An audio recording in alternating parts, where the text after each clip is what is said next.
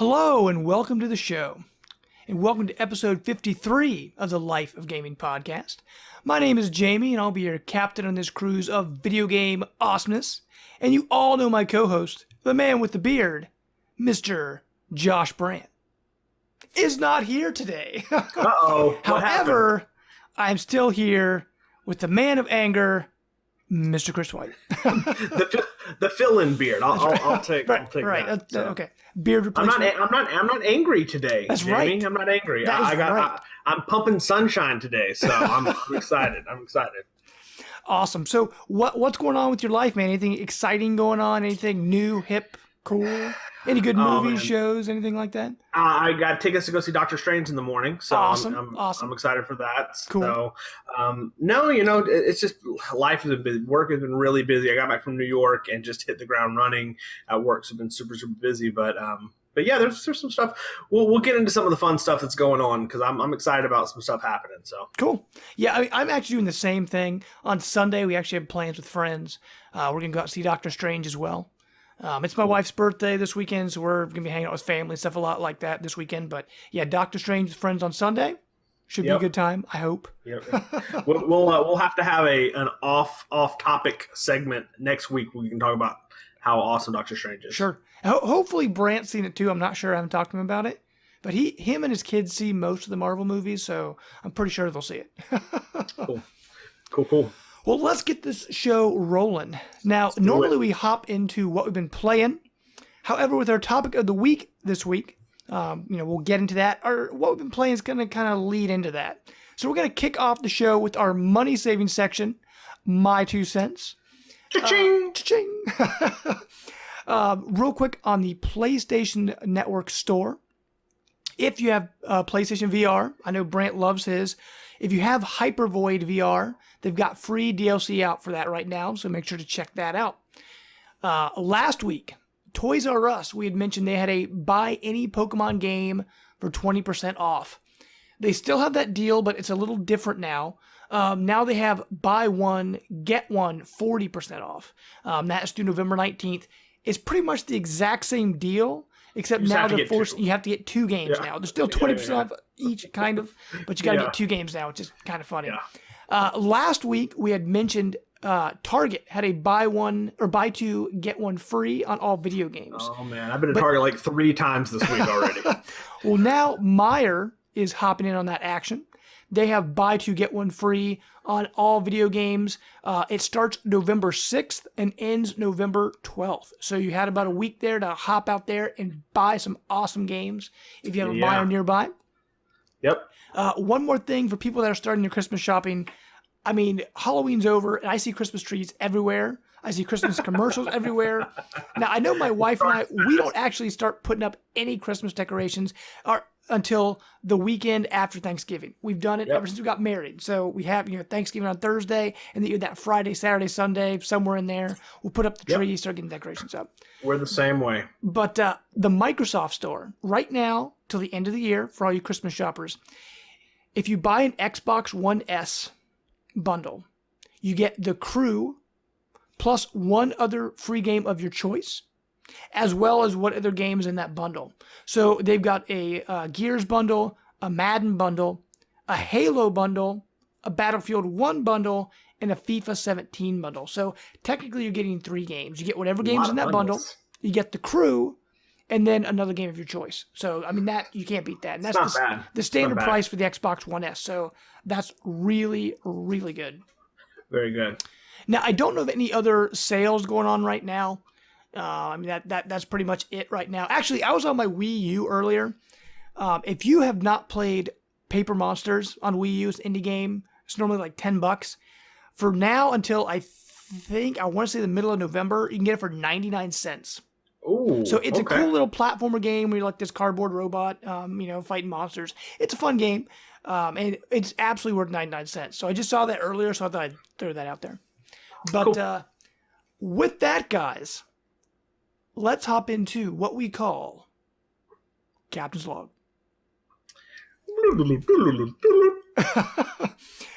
With Xbox, there's not much news right now. Oh. But I know we are all excited for backwards compatibility on Xbox One. And we don't really know what's coming in November, but Phil Spencer gave us a little hint. He said that he tweeted out, looks to be a great backwards compatibility month, landing some of the top fan requests. Now, we don't really know what the top fan request list is. I was Googling it, looking all over the place. The most recent fan request list that Microsoft released was back in July of 2015. Now, a long time. I took that list. It had 15 games on it. And I took all the ones out that were on that list. Real quick, here's what was on the list that either became backwards compatible or re-released as a special edition for Xbox One. We had Red Dead Redemption, Skyrim, which just came out remastered, Halo Reach, Gears of War 3, Fallout 3, Call of Duty Modern Warfare, which you can now get a remastered version if you get the new Call of Duty, which just came out on Friday, BioShock Infinite, which also came out in a collection, and Fallout New Vegas. So all those games were in that top 15 list. They're already out. Here's what's left on that list. And I'm pretty sure some of these, if not all of them, will be coming. Call of Duty Black Ops 2, Call of Duty Modern Warfare 2, Call of Duty Black Ops, Call of Duty Modern Warfare 3, Call of Duty World at War, Mass Effect 3, and Left 4 Dead 2. Those are all the games left on that most requested list. Now, it's pretty much all Call of Duty, and with Call of Duty coming out, Infinite Warfare coming out on Friday, I'm pretty sure at least one or two of these games are going to be hitting backwards compatibility. Yeah, and I mean they've released a couple of them over the last couple months, right? Mm-hmm. We've seen at least a couple of the Call of Duty games, so at least that relationship's there, and it makes a lot of sense, especially since Microsoft has kind of lost the marketing, not lost, but didn't renew the marketing deal with Call of Duty. So Call of Duty is now kind of being featured on a PlayStation console. So to kind of steal some of that thunder, have Microsoft say, hey, that you can buy Modern Warfare, 1 remake, but now you can also play Modern Warfare 2 and Modern Warfare 3 backwards compatible on our platform only. Like something like that could be a really cool announcement, a good way to steal some thunder going into the release of Call of Duty and maybe getting some of those fans, back over. I like a lot of the earlier Call of Duty games. I actually World War is one of my favorite ones, and I know Mm-hmm. it gets a lot of hate, but I like the Treyarch games, Mm-hmm. Right. and I like the World War games, and so they were still doing kind of the World War when Modern Warfare started. So Right. I enjoyed that. Right, and that's So, what I was going to say. I thought World at War came out after the Modern Warfare series kind of started, so it was like the game that went back to World War yeah. II. Yeah, so they were at that time they were just doing two studios. So they had Infinity Ward and doing the Modern Warfare, and they had Treyarch, and Treyarch, they did World at War, which was which is World War II, and then the next Treyarch game after that, I'm pretty sure was Black Ops. So they so again, even at that point, the first Black Ops game spent most of its time in Vietnam. So Mm-hmm. again, it was still more of a historical, and I really like shooters, to be historical. I'm really enjoying Battlefield 1 kind of for that reason. So I'm kind of getting burned out on the modern stuff. I actually have very little excitement for the new Call of Duty game, just because I played Halo, and I know that's probably an unfair criticism, but I just the space stuff doesn't really excite me anymore.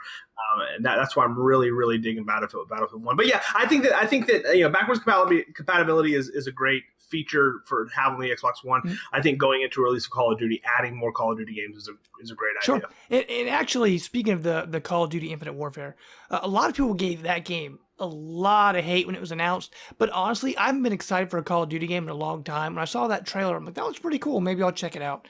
Now, I probably won't get it obviously it already launched, so obviously I won't get it at launch, but I probably won't get it for a little while, maybe when the price drops, or I'll rent it, or something like that and check it out, because most Call of Duty games, campaigns are pretty short.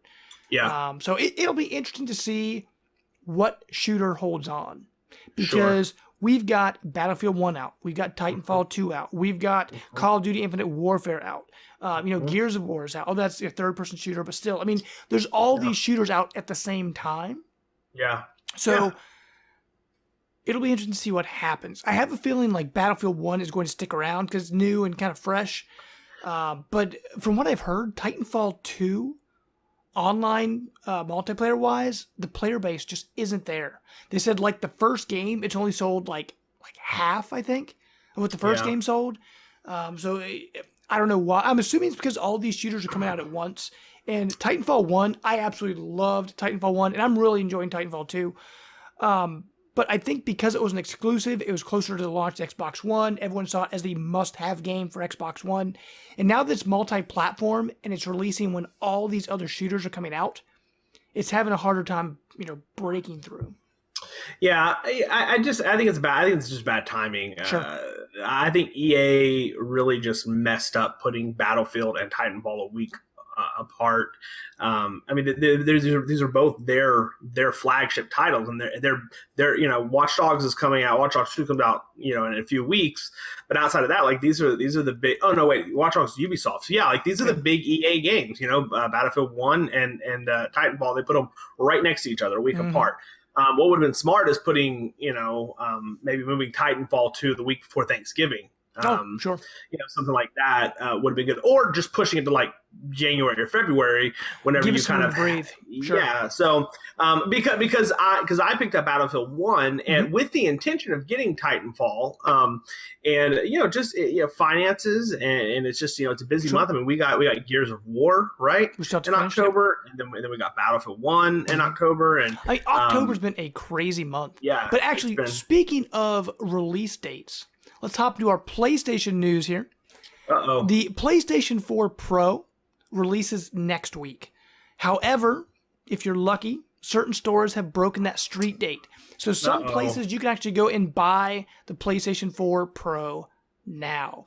And real quick, I just wanted to pull up a little bit of PlayStation 4 Pro information. When it launches, 41 games will support the Pro at launch. They're hoping to have 45 by the end of the year. Just to kind of go through this kind of quickly and just pull out some of the bigger games of the 41. Battlefield 1 is on that list. Infinite Warfare and Modern Warfare Remastered are on that list. The new Deus Ex is on that list. FIFA. They're actually going back and doing Infamous Second Son is on the list. The new Ratchet & Clank. Let's see what else is on here. The Last of Us Remastered is on there. Titanfall 2, Uncharted 4. So there's a lot of really big games on here that will be what do you want to call it? PlayStation 4 Pro. Upscaled. Pro'd. Sure, right. Pro'd. They'll be Pro'd. And they said probed. Now they said that it's different for every game, what it's going to do.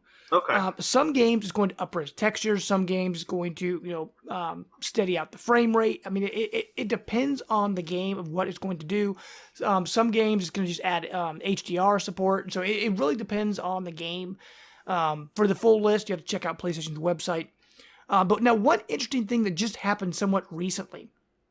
In an interview with VentureBeat, Mark Cerny came out and quoted saying that the PlayStation 4 Pro does not run in native 4K, but upscales them. So it's somewhat similar to what the Xbox One S does. It's just a little more advanced because it does enhance sound, a couple other things that the S can't do just because it's a little more powerful. But they said in order to get full 4K, native 4K support, you'd have to have Scorpio. They said you had to have 8 teraflops of, whatever that the processing of the 8 teraflops, but the Xbox Scorpio is only going to have 6. So I think that was kind of his way of saying, "Ha, the Scorpio won't be able to do it either." That's a very kind of a that's like a Hail Mary kind of pass. At the Scorpio, it's like we're drowning here. Let's hurry up and take the other guys down with us. Right, sure. But now one really good thing that he said though. He said players will be able to discern the difference between games on PS4 and the improved versions on PS4 Pro at first glance. So if you have a 4K TV with HDR, you are absolutely going to notice a difference. The textures look better, like I said, the frame rate will look better. So there is a good reason to get the Pro. If you do not have a PlayStation 4, go for the Pro. Don't go for the original. You'll get a much better experience. And if you have a PlayStation 4 and you want to update to a PlayStation 4 Pro, that's entirely up to you. I mean, and I was planning on updating to the S, but my Xbox One was having some issues, so I'm like, I have to pay the money to fix it, or I could pay a little bit more and get the S, so I decided to upgrade to an S. Yeah. But, so I mean, it's entirely up to you. Yeah, for somebody who has an Xbox One S and has a 4K TV, it's not a huge deal. And I said this earlier on whenever we were going through the idea of buying 4K TV and what that would look like. People, they talk about it like it's a lot more important than it really is. If you are more than like 5 or 6 feet from your TV, you can physically not tell a difference. And my TV sits, it's up on the wall, and it's probably a good 8 to 9 feet away from where I typically sit and play, and it looks exactly the same. So I just unless you sit in a very close space, what size? You're is not your going to TV? really notice. How many inches? It's a 65. Okay, and what'd you have before? Didn't you have like 50 or like a 48, I think, or a 50? Okay. Whatever the 3D. So your TV went up about 10 inches, and it's 4K HDR, and you still don't notice that much of a difference. No. Resolution wise, the HDR is completely a different ball game. Sure. HDR changes the way that the game looks 100%, but that has to do with lighting, with colors. It just makes it a more crisp, surreal type picture. I'm talking about the actual resolution. Okay, sure. I'll give it. So I'll put it this way: I can stand on my mantle because the TV is above the fireplace, and put my face right in front of the TV. Mm-hmm. And what I would normally see is you could really see the lines, the little pixels. Sure. And those are much harder to see now when you get really close because you're looking at a higher resolution. And when I'm standing 2 or 3 feet in front of the TV playing, there's definitely a crispness to it. But when I'm sitting 8 feet away on my couch with my feet propped up, it's physically not, your eyes are physically not able to see a resolution difference from that distance, no matter, unless it's a 100 or 150 inch screen, right? Mm-hmm. Sure. So what I've been saying, I have my laptop is a 4K screen. Okay. And so I've been watching like 4K movies on my laptop, and it's amazing. But my laptop is always like 1.5 feet, 2 feet from my face. Sure. And you can pick that up. But sitting down in my living room is just not that big of a deal. HDR is huge. So the more stuff that the PS Pro can do with HDR, will definitely be an advantage. But look, we said this when the Xbox One S came out. If you do not have an HDR TV or a 4K TV, like there is absolutely no reason to buy either of the new consoles, the S or the Pro. There's just absolutely no reason to do it. Now, not sure where I was going to go with that. Although I will say with the S is a very pretty system. Like just the look of it, it looks way better than the original Xbox. I had no problem with the original Xbox One. Sat under my TV, didn't really think about it. But man, that One S is slick. Now I've got the white one. Chris, and you have the white one too. But it looks really nice. But okay, let's hop into our Nintendo news. Now, I want to make a quick correction on our last week's show. I for some reason, when I was going through the news for Nintendo, I said the wrong name for the president of Nintendo. It is Tatsumi Kimishima. I forget what I said last week, but after I was listening back to it, I'm like, I said the wrong name. I think you said Toyota Mitsubishi, right? That's what you said last week. Right. But no, so I just wanted to correct myself. As a Nintendo fan, after listening to that back, I'm like, what was I thinking? But okay, the big news for Nintendo this week, they had a brand new Animal Crossing Nintendo Direct. Now, this is crazy because Animal Crossing has been out for 4 years. Next week. And this was a massive update for the game. It's 2 gigabytes, by the way. Right. For a 3DS game, that is huge. And pretty much what it did, the main thing is that it added amiibo support. And in the game, they added a brand new campground with unique interactions for amiibo.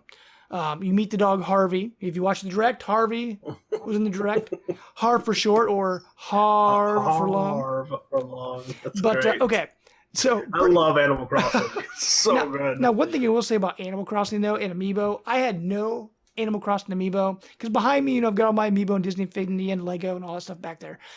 But I never had a reason to buy Animal Crossing amiibo because they only worked in Animal Crossing Amiibo Festival. Didn't care for that. But now I must say, if you're watching my camera, I got my Tom Nook now.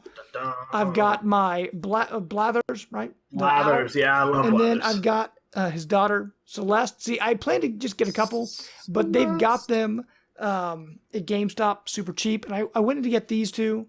Oops, get these two right here. But then my wife saw the pink owl. She's like, "Oh, she's cute. Let's get that one too." So I've got those 3. But now I've got my Animal Crossing amiibo. And what happens in Animal Crossing now? You go to the campground, and in the campground there's a brand new RV section. And the cool thing with this, different animals from previous Animal Crossing games that were no longer in the new Animal Crossing, they're bringing back. I forget what, like, did they say 50? It was some like crazy number. It was like, I think it was 50 previous Animal Crossing characters that were not in New Leaf. They now show up randomly in RVs. Now you can go visit. Well, you have to have the cards, don't you? Well, certain ones show up by random because what happens? There's always at least one there. One is random chance, and then one in the second RV spot. There's normally nothing there unless you have an amiibo, and then when you scan the amiibo, the second RV pull shows up. Because you told it to. Yeah. Now, in this RV, you can go talk to the people in their RVs. You can buy stuff from their RVs if you like some of their furniture.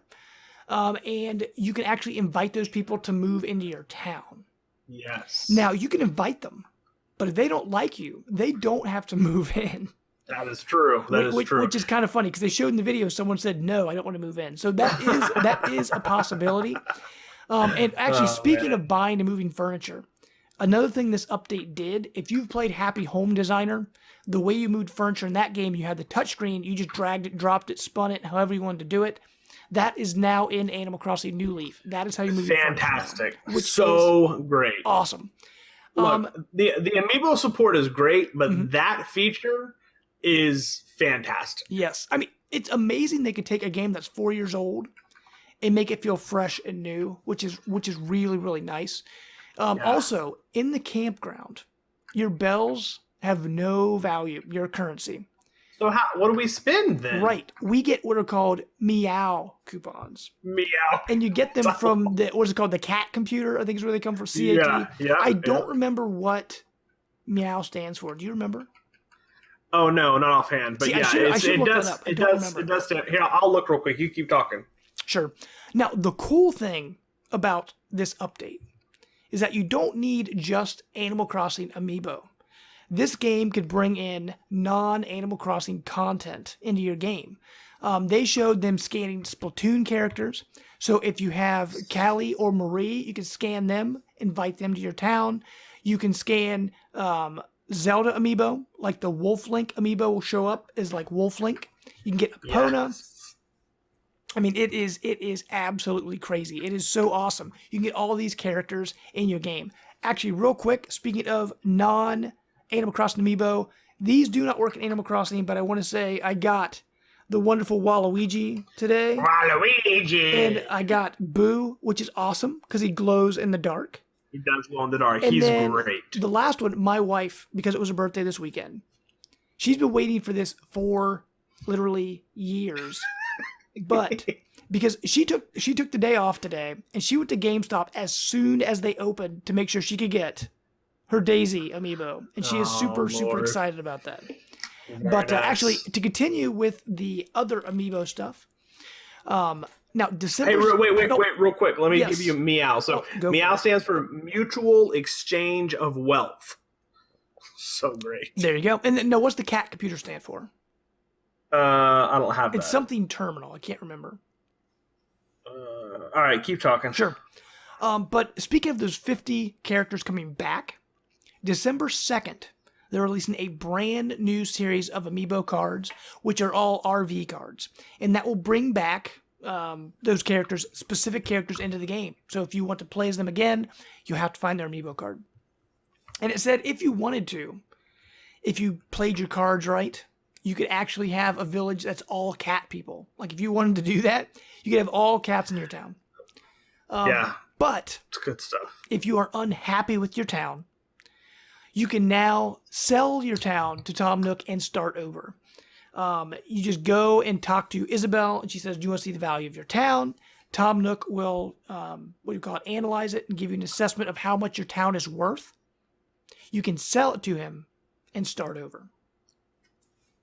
Yeah. So we'll talk about this in a minute, but I have to start over anyways. But it is kind of cool. I mean, the idea of, especially if you're like a digital, well, maybe not, even if you have physical, but like let's say you bought it 4 years ago, and you played it, maybe for a couple of years, and then it's just either set dormant or you have it on your shelf somewhere, and you're going back in and you don't remember exactly where you left off or what the town layout is. It kind of gives you at least an incentive to kind of start fresh. Sure. And by offering the money is really kind of a cool idea. Mm-hmm. And the last little bit of information they gave us is now in Animal Crossing, you get an invisible storage room that you can put all your extra stuff in. It doesn't add a room to your house. Brilliant. You don't have to pay for it. It's just a room they're adding that you can put all your stuff into. And it's just accessed on the touch screen. So just when you go in your house, it's just on the touch screen. It looks like a storage unit door, and you just click it and you just drop crap off there. Fantastic. Actually, there's one more thing I forgot to mention, and I didn't write down the name of these mini games. It adds 2 new mini games into Animal Crossing New Leaf. One of them you access by a Wii U console that is in your Animal Crossing house. The other one you access by a 3DS in your Animal Crossing house. Now, Chris, do you know the names of these games? Because I forgot to get them. Yeah, so Desert Island Escape is the Wii U game, and basically you're going around like a gridded island, and you're like collecting resources and trying to survive. It's kind of like a survival type mini game. And then there's Animal Crossing Puzzle League, which is kind of like a match 3 puzzle game. So and that's for the 3DS that you get. So awesome. Now that is everything that happened with the Animal Crossing Direct. It was about 10 minutes, I think 10 or 15 minutes. It wasn't that long. 16 minutes. There you go. Now I know there was actually a Monster Hunter Double Cross, I think is what it's called in Japan. It's like XX. But I don't think that's coming out in America, but they had some really awesome stuff with that. And the Monster Hunter Amiibo, if you import them from Japan, from what I read online, they also work in Animal Crossing New Leaf. It will bring in the felines, things like that, into your game. And it's all in English. Cool. So I don't know how. So people are wondering if that means these Amiibo are coming to the States or if they just knew people imported them. Either way, it's really cool they're in there. I'm really hoping that we're gonna find new Amiibos just kind of magically showing new stuff up in your town. Sure. I'm just ecstatic that 4 years after this game come out, they're willing to put this much time and effort. You forgot one feature, and the only reason that I'm going to mention it is because it's the feature that my kids have been playing with nonstop. Okay. And that's that they added photo mode. Oh, I forgot about that. So with photo mode, basically you can scan any Animal Crossing Amiibos that you have, and they'll show up in like a selfie mode, and you can put them in different poses and kind of scale them so they look like they're taking a picture with you. And listen, my 10-year-old daughter has basically spent the last 2 days just taking pictures of herself with all of her Animal Crossing Amiibos, and it's hilarious. So they love that. Yeah, they love that feature. So well, talking about your kids playing Animal Crossing, let's hop into what we've been playing. All right. Just real quick to kind of hit what I've been doing. Not that much. It's mostly been my wife and I gaming, playing Lego Dimensions. Kind of continuing on that in our Adventure Time quest. But also, recently added to backwards compatibility, they added Sega and Sonic All-Star Racing Transformed. Now, if you have not played that game, it is like the best non-Mario Kart game in a long time. Now, I remember Crash Tag Racing being awesome, but like for within the last few recent years, if you have not played Sega and Sonic All-Star Racing, especially Transformed, it is awesome. And my wife, I didn't know if she'd like it or not. I had her play it with me. She plays as the girl monkey from Monkey Ball. She loves this game. She goes, "Oh my gosh, I'm actually better at this than Mario Kart." Like, she's so excited and she loves playing it. That's cool. We played through multiple cups. We were having a great time. It's kind of cool now. They got my wife playing some more like, not real video games, but like console games. Because mainly what she played was like Sims and things like that. On the computer. But now I've got her playing Lego Dimensions. I got her playing Disney Infinity, and now she's playing, Sonic, Sega All-Star Racing Transformed. We even made her own Xbox Live ID, so she's got, now she's getting achievements, stuff like that. Nice. But so we're having a blast playing. I forgot how good that game is. It's a good game. It's awesome. It's a good game. Yeah, but I agree. The other game that we mentioned last week, we need to pick back up, Gears of War 4. You and I started plowing through that again. We got through another chapter, I think. So and right now we're stuck at that. Well, not stuck. We'll get through it. But it's that part where we're at the museum and the hordes of guys keep coming. We kept dying over and over and over. Now, we're playing on the harder difficulty, but I don't know why we just couldn't. Hopefully when we play this weekend, we would like plow through that. We just got stuck that night. Yeah, you kind of hit a brick wall sometimes, and eventually you just got to kind of just take a step back. So, right. So we've done that before. We probably played a good hour and a half, and I think we were just at our breaking point. So. Yeah, but man, Gears 4 is so good. Like as of right now, because I don't see myself. I mean, I might play Dead Rising 4. I'm trying to think what else is coming out this year. I still want to play Paper Mario Color Splash and some other stuff, but right now, I think Gears 4 is probably gonna be my favorite like big AAA release this year. It's if you have not played it, if you have an Xbox One, play it. Yeah. It is awesome. But now, Chris.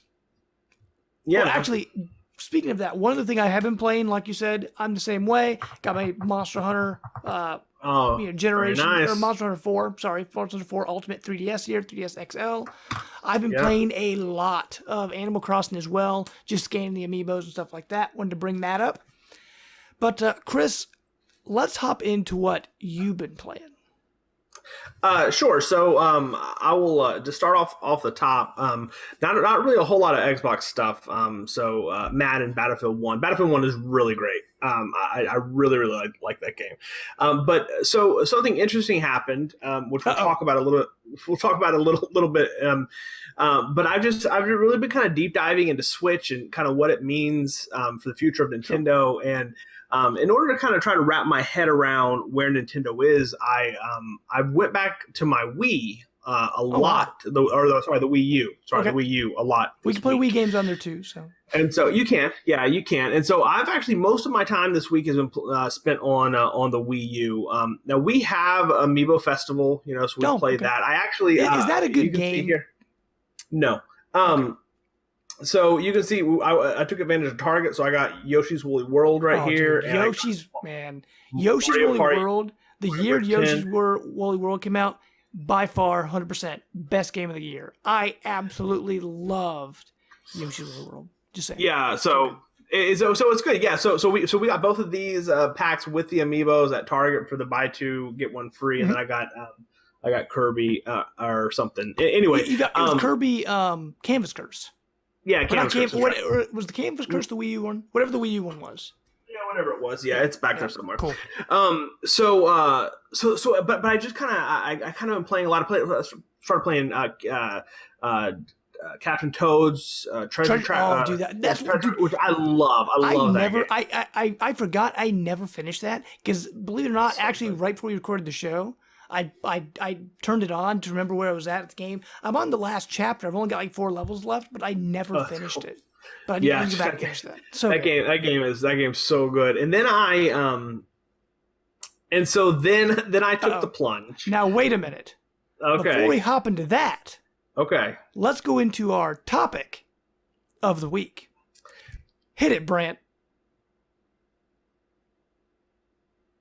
That was amazing. Thank you, sir. Oh, And listen. hopefully, as he I listens back to this, he's singing in his car. Just imagine him singing to this. Or if you're a listener, you can just make it himself.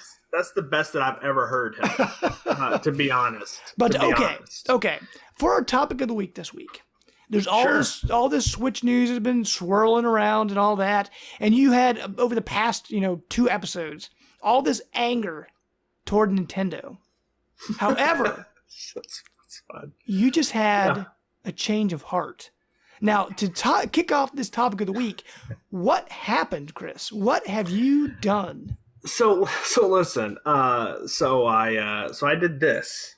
Oh my gosh! If you are not watching the video version, he bought the Pokemon Sun and Moon 3DS XL. So here's the thing. I started downloading all my games again. I have 78 games. That's crazy. That's a lot. If you've listened to the show, you know that I am a digital consumer only. So I own 78 games, and they're all digital. I have nothing in the card slot there. It's completely empty. I've got a game. I think I've got. What do I have in mind? Luigi's Mansion Dark Moon. Great game. Very nice. So let's back up. So my 3DS broke. You guys know that story. Yep. I lost all of my content. I got really just kind of angry at Nintendo, and I still am. But there's still hatred. Listen, that little seed is still there. There's still a big problem with Nintendo not allowing, I have 18 gigabytes of data backed up on my computer that they refuse to let me access. Mm-hmm. Right. And there is something drastically wrong with that. But that aside, playing the Wii U, here's what's happened. I'm really excited about Switch. Mm-hmm. Okay. Have you played any DS virtual console games? No, I haven't. I've got, cause I'm trying to think what I have on there. I've got, for handheld games on my Wii U, I've got Mario Luigi Superstar Saga. I don't think I have any DS games though. So here's the thing. So I said, last week on the show that we were talking about kind of specs and what the system was going to do, and I said that I don't think it's going to have a touchsine, right? Does everybody remember this? Yes, and we all remember the anger. You said that there was reports that there would be a touchscreen, and I was like, I think Nintendo's moving away from it. But now I 100% think that they are, and this is why moving away, or that they have a touchscreen. No, I think they're going to have a touchscreen. Okay. This is why. I downloaded a couple of again, I basically spent all this week on my Wii U, and I downloaded a couple of DS Virtual Console games. Now the way that they do it, and I'm not going to turn it on, but I'm going to grab it.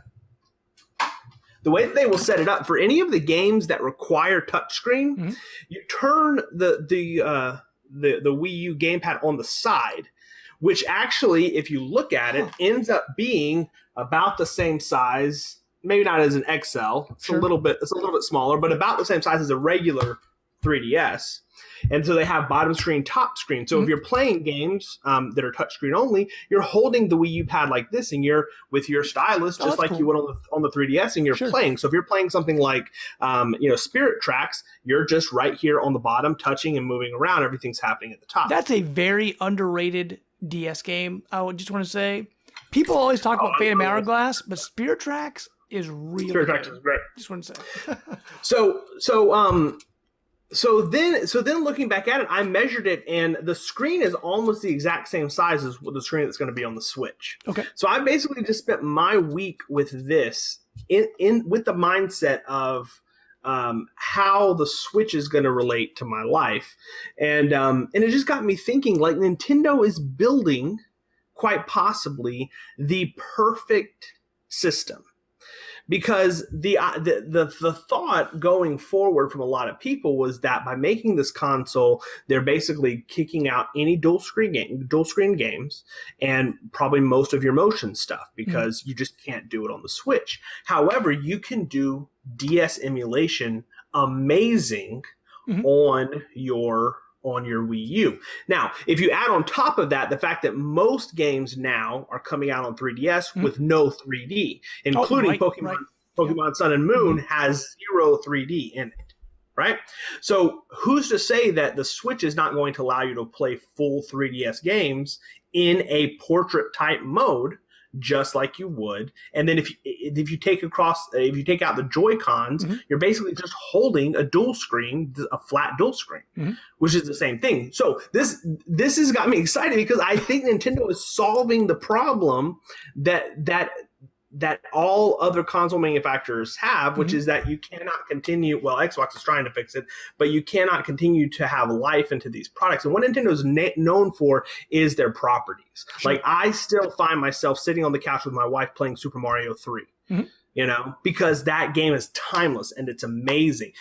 So now I'm thinking about the Switch, where what happens when that thing launches and they give us a Nintendo Virtual Console, an NES, a Super NES, N64, how about GameCube? How about DS, 3DS?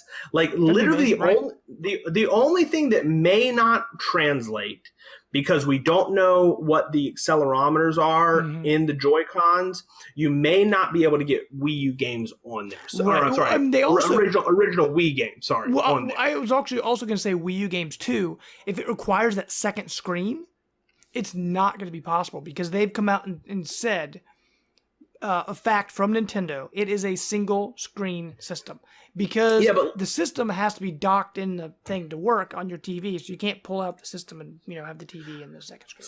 So let me ask you a question. What Wii U games do you have that require both screens? I mean, there's some games like Zombie U and a couple other ones that come to mind, and I know there are certain games where it won't let me do off TV play because you need that second screen for things. Wonderful 101. I'm trying to think. Well, I mean, there are games out there where it requires that bottom screen. Yeah, but not a lot. You say the game requires it. So here you go. Sure. You have Splatoon. Splatoon doesn't let you do off play because they want you to be able to pick on the map. Right. I hate that feature. Sure. I don't want it. I use it all the time. That can be easily. That's okay. That can be easily fixed with a toggle of a button to a map. No problem. Mario Maker, right? You need two screens so that you can build. No, you don't really need it because you can do everything off play, right? So that fits. So the only game that I could really see that Nintendo would argue for is their piece of junk Star Fox game. Which nobody wants to play that trash anyway, so you can keep that on the Wii U. Question. Did you even play it? No. Then you have no idea. I bought it. I love Star Fox. Now, let me just say, I love every single Star Fox game. That game, I played it once, never went back to it. Just because of the way that the motion controls and stuff were set up, it made the combat slower. It made it. Even by the end, I mean, I was somewhat comfortable with the controls, but I just didn't like playing that way. Like, it brought no benefit to the game. It was one of the few games I felt like Nintendo was forcing the Wii U gamepad into it where it didn't need to be there. Because I've loved every Star Fox game. Even like Dinosaur Planet, I enjoyed. Star Fox Assault, I enjoyed. I mean, honestly, I think if the Star Fox series, now that third-person shooters are, now they kind of have that mechanic down, if they took the Assault, what do you want to call it, formula, and had some Star Fox on-foot levels with, like Mass Effect or Gears of War, like one of those kind of third-person shooter mechanics in it, it would be awesome. Kind of cool. Just saying. Yeah, but okay, sorry, go back to your point. No, so I'm actually more and more convinced that the Wii U was just a prototype of the Switch. Yeah, I think that's their vision. Sure. I was just going to say that ever since I saw the Switch, in my mind, I've thought of it as Wii U 2. I know they'll never call it that, but I mean, I completely agree, because it is, in a way, everything the Wii U should have been. I mean, that sounds terrible, but I mean, I love my Wii U. I absolutely love my Wii U, love all the games on it, love, even the tablet controller I like, but what people really wanted out of that when they first saw it, this is great, I can take it with me. But like, if I go from my living room back to my bedroom or wherever else in my house, try to take it with me, it kind of works, but it loses signal really easily if I sit a certain way, and like it does. You can't take it with you like you wanted to, Yeah. and the Switch is fixing that problem. Yeah, it's funny. I can take my Wii U pad to my bedroom, and as long as I'm standing up, I can play really good. If I sit or lay on my bed, it shuts off completely. Sure. So I just stand it. So I just stand in the middle of my bedroom for some stupid reason to play. Okay, well, let's go back to that change of heart. What is getting your interest back in the Switch? Well, that's really it. I mean, the mindset of, I think that their concept for the Wii U is sound, and that they wanted to give you a way to play your games off the TV, and I think that that's where the Switch was.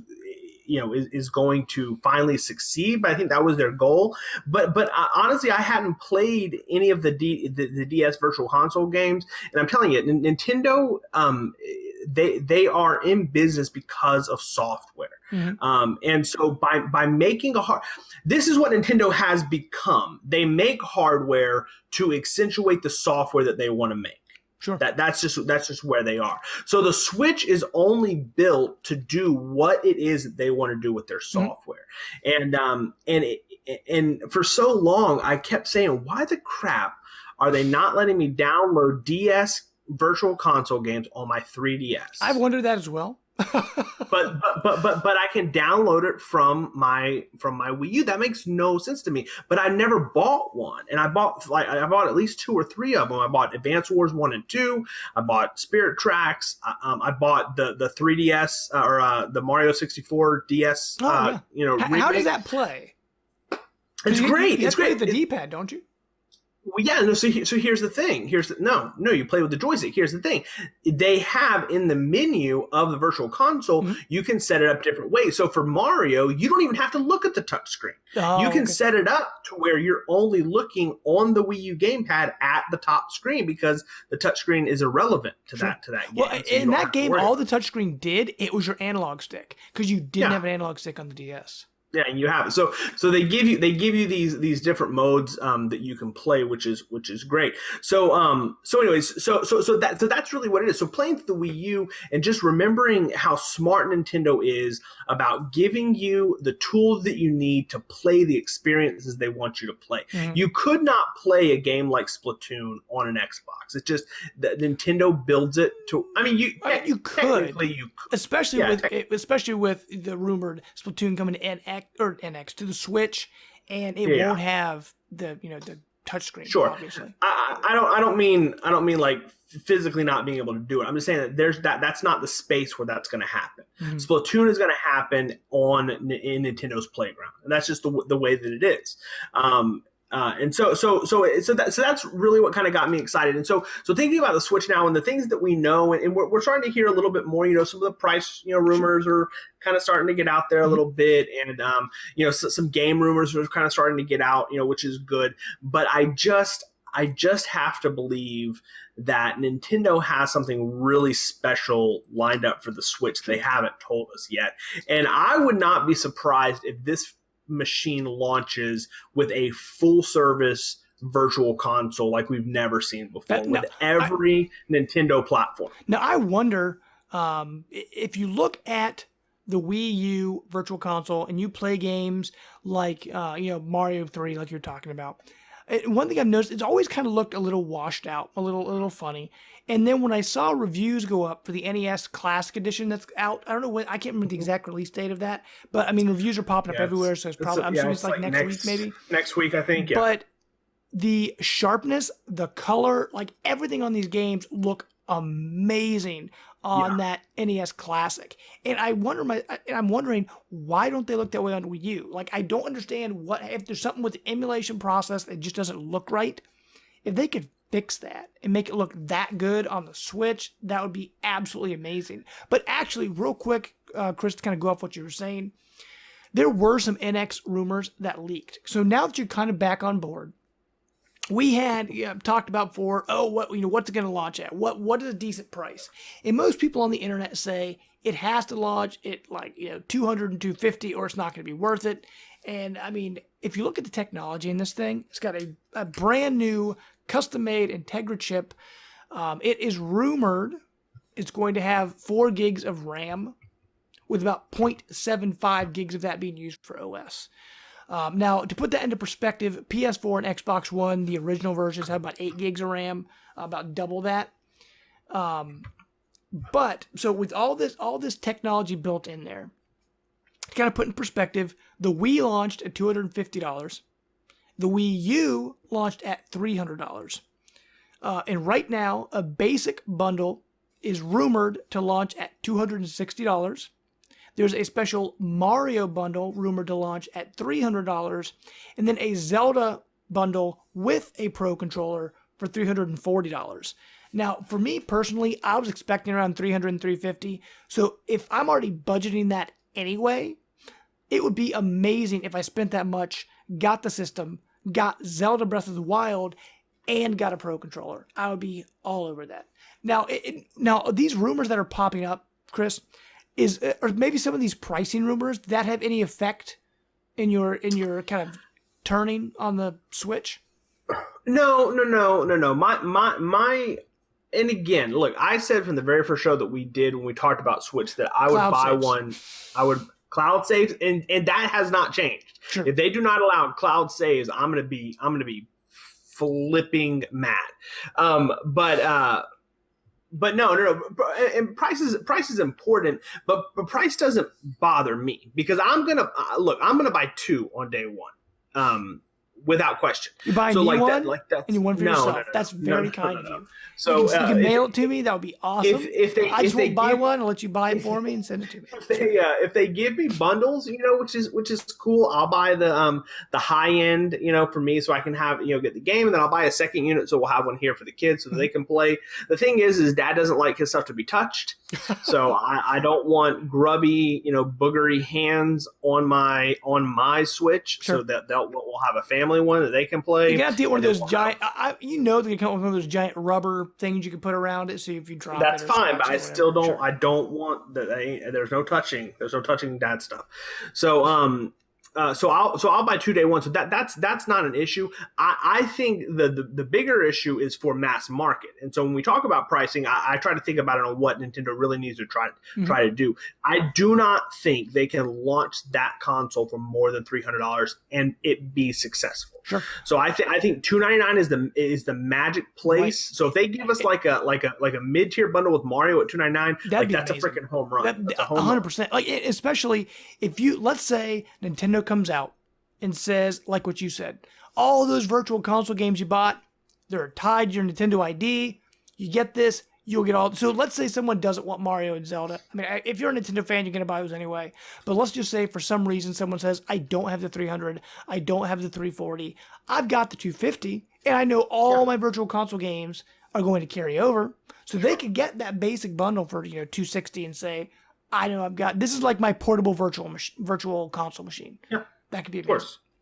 Yeah, no, I mean it's I think it's a good concept. The problem that I have with the rumors, I just don't think 3 SKUs are necessarily a good idea.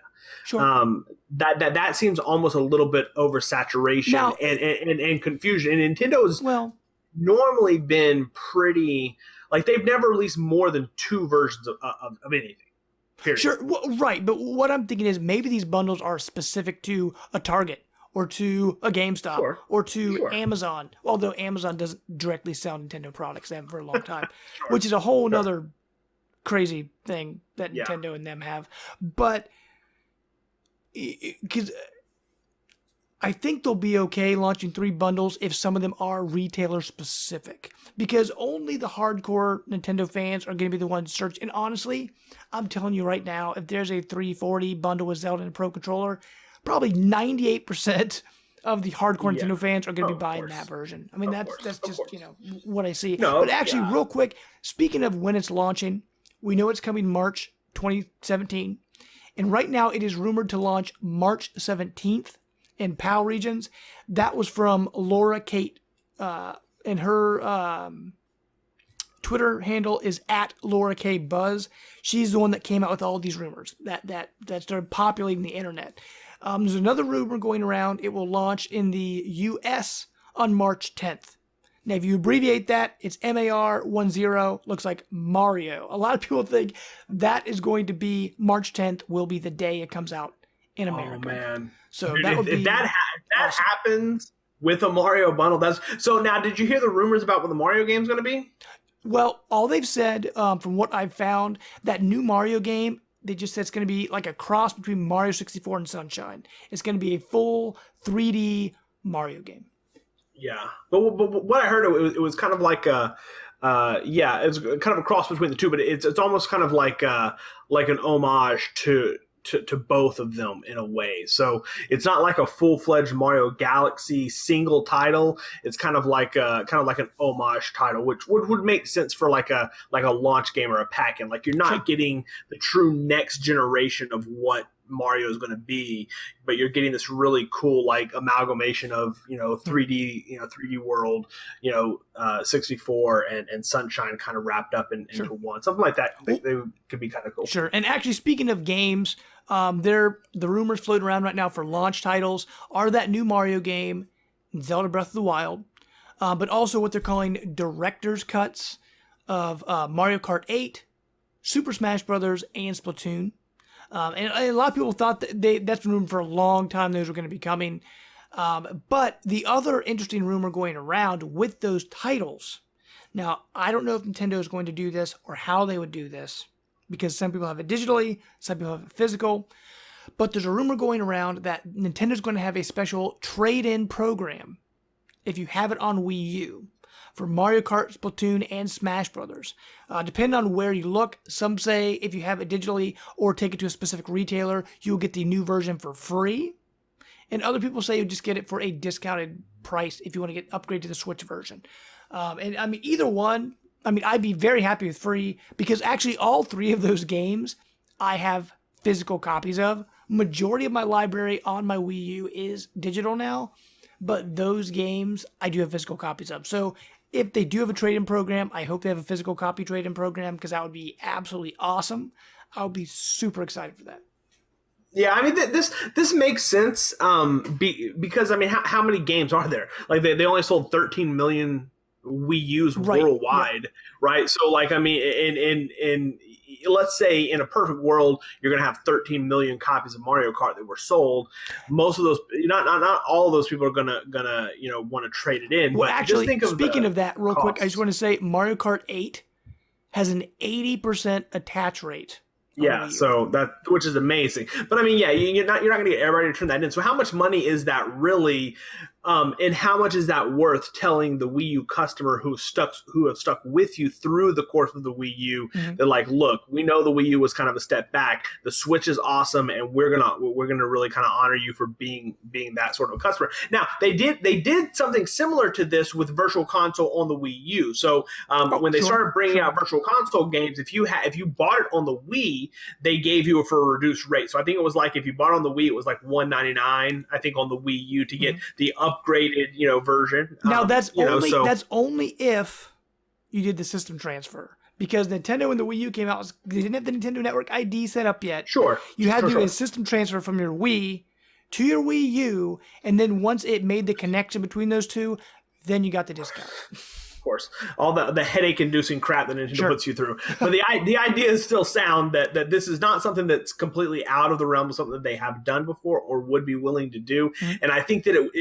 I think it would be a great, just good measure of faith to their loyal customers. Plus, they are not selling the console at a loss. So they're making profit on every console they're selling. So giving people who have those three games kind of an instant buy-in. Imagine walking out of Target or Walmart or where a GameStop on launch day with Zelda Breath of the Wild, a brand new 3D Mario game, Mario Kart, Splatoon, and Smash Brothers day one. 5 games and a system for about $350. That is. I mean, come on. That'd be crazy. Okay, that'd be amazing. To tie up this topic of the week, because I know you've had some complaints with Nintendo the past few weeks. Are they making? I mean, if these rumors are true, are they moving in the right direction? Yeah, I get frustrated with Nintendo sometimes because I love their software, Mhm. and I think that some of their arbitrary things like no voice talk, no voice chat, for friend codes for however long we had to do, to frickin' friend codes, Mhm. having to do, having a weak account system, like all these things that like Xbox and PlayStation nail. Right. Mhm. And it's just like, just give me the games at a place that I have it. But at the end of the day, I like Nintendo being Nintendo. And Sure. this is Nintendo being what they are, which is this kind of quirky, Mhm. march to your own beat kind of company. And you see that they're trying to make a turn. I mean, I still don't like the design of the Switch. I still think it's really kind of ugly. But what they're catering to is a more of a hardcore, more an Sure. adult crowd. And so I think that they're going the right direction. I think that they're making the right moves. If we get a good price, if the price is sub $299 or less, if they hit 260, that's going to be brilliant. Mhm. But if they hit a $299 release price, like I think that has to happen. Now, I was listening to, I think it was Nintendo Voice Chat, IGN's podcast, and they were talking about how people online are saying, I just wish Nintendo would make a normal system again. Why are they doing all this stupid stuff? And I think it was Brian Altano who came out and said, Nintendo has always been the crazy toy maker. Always. When the NES came out, it came with a robot and like a zapper gun and like a trackpad. Like it wasn't what you were expecting. And like the N64, they made that crazy, 3-prong controller with cartridges. Like, and everybody else was going to CDs. The GameCube, it was a little freaking lunchbox. Right. It was the last time they tried to go for the hard. It was not the only time, but it was the last time they really tried to go for the same market as everybody else. And they lost. Yeah. They came in third place. I mean, that's just the way it is. I mean, it was super, super close with Xbox that generation, but it came in third place. They were beat by PlayStation 2, and they were beat by the original Xbox, a brand new, like, newcomer to video games. And so after that, they just went back to being the crazy toy maker again. I mean, look at the Wii. Motion controls took off. Like, it took the world by storm, Mm-hmm. Wii U, they tried the tablet controller. Now the NX, they're trying a hybrid console. Now I know it's not technically the first hybrid console because, PCs have been doing it with the Shield and some other stuff. But this is the first, I guess you'd say classic console as far as Xbox, Nintendo, PlayStation, that's going to be a hybrid system. So Nintendo's always been doing different stuff. I mean, they always have. Yeah. And pretty much all the Nintendo hardcore will buy it. And just the fact that non-Nintendo hardcore people are starting to take notice. Yeah. I think they're going in the right direction. Yeah, no, I agree. And the argument that you always hear for Nintendo is, and look, I think most of the outrage that comes from the fans comes from a place where of just love for Nintendo and wanting to see Nintendo in what they think is on top. And like they maybe haven't been there really since the SNES. But the idea is that Nintendo doesn't have to necessarily be on top of whatever this mass market, console war is. And I'm at the point where Nintendo will never be my sole console. It just won't. I mean, I will always have an Xbox because I like what Xbox does. I like the games that they offer there, but I will always buy whatever Nintendo sells. Mm-hmm. And so what I hope, because the argument that always comes up is the only way that Nintendo is going to succeed if they get third parties. But the problem with third parties is I do not want ports. Whenever the Wii U came out, all they did was they drowned it with ports. And then when the ports didn't sell because they were, 6-month, year-old ports, third parties were like, oh, we're out. What they need to do is they need to attack the Switch the way that they attack the 3DS. And that you get third-party support making games that are built for the system that they're being. You have great third-party support on the 3DS. Sure, but I will say, though, a lot of people were saying, oh my gosh, Skyrim's going to be on it. This is going to be amazing. But that's doing the same thing that happened with Batman Arkham City, right? Batman Arkham City on the Wii U was amazing. But it came out 6 months to a year after the original game came out? Yeah. Skyrim Remastered is already out. Yeah. And this new system is 5 months away? However many months away. It's quite a ways away, Yeah. you're gonna have the same complaint. Yeah. And with NBA 2K, same complaint. Yeah. I don't want those games. I don't want any of those games. But some people do, and if we don't But get them, I don't think that they do. I think that they think that they do, but they don't, you know? Like, look, I go back to, I think about the GameCube, right? The GameCube was great because the game had Killer 7, right? And it had Beautiful Joe. Mm-hmm. And it had Resident Evil 4. Now, and those were all GameCube exclusives. But Exactly. eventually came to PlayStation 2. Of course, but the point is Nintendo got games that catered to their audience, to their platform, and that was the third party they rolled with. They didn't do ports. What I want to see the Switch do is I want the Switch to have original Switch content. I don't want a port of every Call of Duty every year. That's not what I want. Sure. If I want to play Call of Duty, I'll play on Xbox. Sure. And really, it's going to come down to sales because. Sure. They're not going to spend the time and the money to create a unique game on the Switch that nobody's going to see. I mean, that's just the way it is. But, sure. Okay, listeners, what do you think about the Switch? I mean, are you excited for it? What do they need to do to get third parties interested again? Now, are you like Chris, where you were, had a lot of anger at Nintendo, but you see them righting the ship? Do you think they're heading in the wrong direction? Let us know. Comment on our YouTube video, comment on our Facebook page. We are all over the place. Like I said, Life of Gaming on YouTube. We put a video version up every week.